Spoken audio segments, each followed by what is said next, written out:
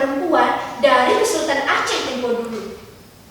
Pejuang yang memimpin 2000 bala tentara Inong Bale itu adalah Putri Laksamana Mahmud Syah yang memiliki garis keturunan langsung dengan Sultan Ibrahim Ali Mughayat Shah.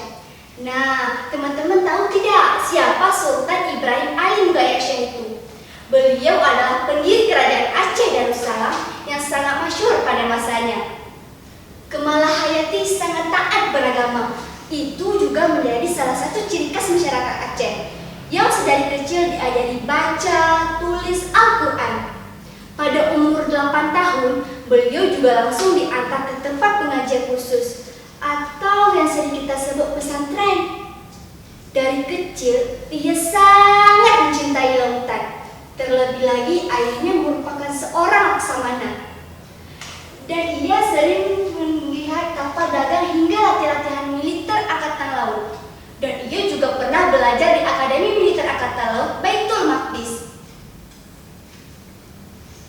Pada suatu hari, ayahnya Sultan Mahmud Syah mengomando armada perang kerajaan Aceh bersama armada Banten untuk pergi bertempur melawan Portugis di Malaka. Di Pangkalan La Formosa, mereka mendapatkan perlawanan yang sengit. Hal itu membuat Laksamana Mahmud Syah gugur. Di atas kapal komandonya, Selawah Agam, hati Malahayati sangat terpukul. Jiwanya meraung-raung karena kepergian ayahanda tercinta. Sejak saat itu, ia menjadi murung hingga kadang-kadang mengeluh kepada gurunya, Tengku Ismail Indrapuri. Mengapa aku terlahir sebagai wanita? Andai saja aku pria, pasti dengan mudahnya aku menjadi seorang laksamana dan menuntut balas kepergian ayah. Namun gurunya mengatakan, Malahayati, di hadapan Allah tidak ada bedanya antara perempuan dan lelaki, karena kedua-duanya memikul amanah Allah di muka bumi ini. Mendengar nasihat gurunya, Malahayati menjadi sangat bersemangat hingga bersumpah, jika aku dewasa kelak, aku akan berjuang melawan penjajah. Nah, teman-teman, apakah kalian tahu bagaimana akhirnya Malahayati menjadi seorang laksamana? Setelah menikah, ia sering mengikut suaminya melaksanakan tugas panglima armada.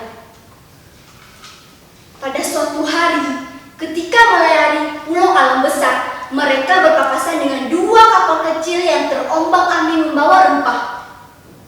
Tiba-tiba, perahu Portugis datang menghadap dan merampas rempah-rempah tersebut. Mereka mengejar kapal Portugis dengan buta alam kapal di bawah komandonya. Setelah berbagai siasat, maka terjadilah pertempuran laut. Tak lama setelah itu,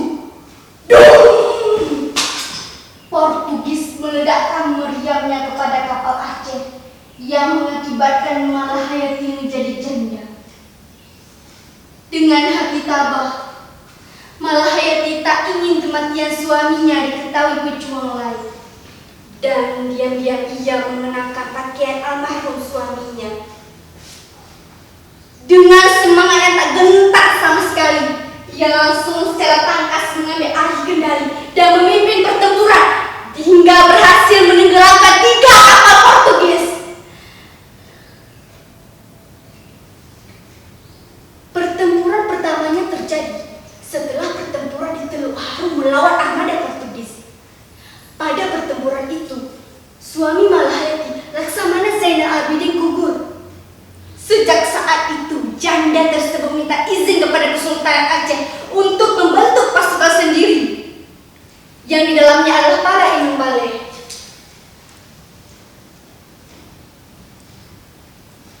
Setelah menjadi seorang laksamana, beliau juga membangun sebuah benteng yang disebut Benteng Inong Bale. Di sana juga ada 100 kapal yang disertai meriam. Perempuan hebat asal Aceh besar itu adalah malaikat mautnya dalam pertempuran satu lawan satu di geladak kapal. Sekitar pertengahan abad ke-16, setelah menempuh pelayaran panjang menjadi Laksamana, Malahayati meninggal pada tahun 1615 dan kemudian dikebumikan di Lamreh Keruraya. Itulah kisah awan singa betina dari Aceh yang kemudian pada tahun 2017 diangkat menjadi pahlawan nasional setelah namanya banyak diabadikan menjadi berbagai tempat di Aceh, seperti Akademi Militer Angkatan Laut